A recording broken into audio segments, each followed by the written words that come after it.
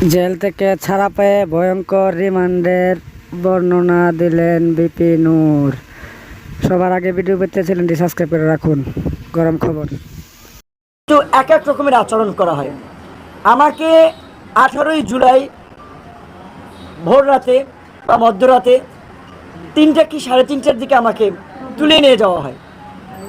আমি তো আমার ছোট বাচ্চা আমার কাপড়ে প্রস্রাব করে দিয়েছিল, আমার কাপড়টা ভিজা। আমি বলেছিলাম যে ভাই আমি কাপড়টা চেঞ্জ করে যাই।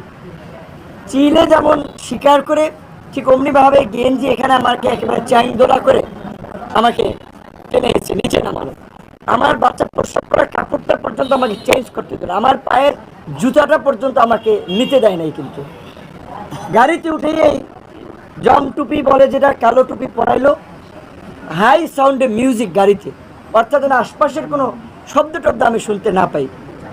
তারপরে রাতেই নিয়ে গেল, নিয়েই চোখ মুখ বেঁধে জিজ্ঞাসাবাদ এবং সেই সাথে অমানবিক, মানে বলতে পারেন যে আপনার অমানবিক মারধর করে।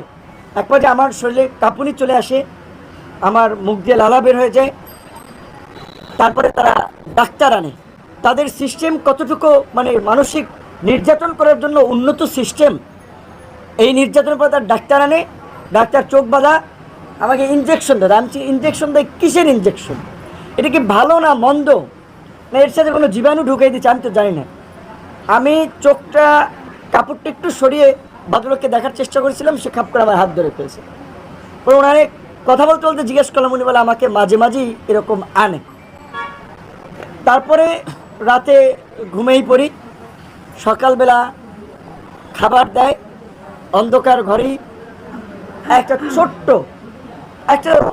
ছোট্ট মহসিন হল, ঢাকা বিশ্ববিদ্যালয়ে যারা গেছেন, নিচে যে সিঙ্গেল রুমগুলো থাকে ওই রকম একটা রুম, রুমের মধ্যে বাথরুম, লাইট নেই। খাবার দিছে মোমবাতি জ্বালাইয়া, দিনের খাবার না রাতের খাবার আমি জানি না। তবে আবার জিজ্ঞাসাবাদের জন্য সকালবেলা খাওয়ার পরে নিয়ে গেল, পিছনে একটু সাউন্ড বন্ধ করেন, সাউন্ড বন্ধ করা হলো। কারণ হচ্ছে আমি নাহিদ এবং সার্জিসের সাথে ফোনে আলোচনার পরে ওদেরকে বলেছিলাম যে এই 8 দফা দেওয়া যায়। তখন বলছিল যে ভাই আপনি একটু লিখে পাঠান। আমি মেসেজ করে পাঠাইছি। এইটা আমার একটা বড় অপরাধ ছিল যে আমি কেন 8 দফার মধ্যে ওবায়দুল কাদেরের পদত্যাগ, স্বরাষ্ট্রমন্ত্রীর পদত্যাগ, প্রধানমন্ত্রীকে ক্ষমা চাইতে হবে সেটা বললাম। এবং নাহিদ সার্জিসদের সাথে, আসিফ সহ আসলে ছাত্র নেতৃবৃন্দের সাথে, ওদের সাথে আলোচনা করে আমরা বলেছিলাম যে বৃহস্পতিবার দিন যেভাবে সারা দেশে নির্বিচারে গুলি করে মানুষ হত্যা করা হচ্ছে, শুক্রবারও করা হচ্ছে, কাজে এখন সরকারের পতন ছাড়া আমাদেরও মুক্তি নেই।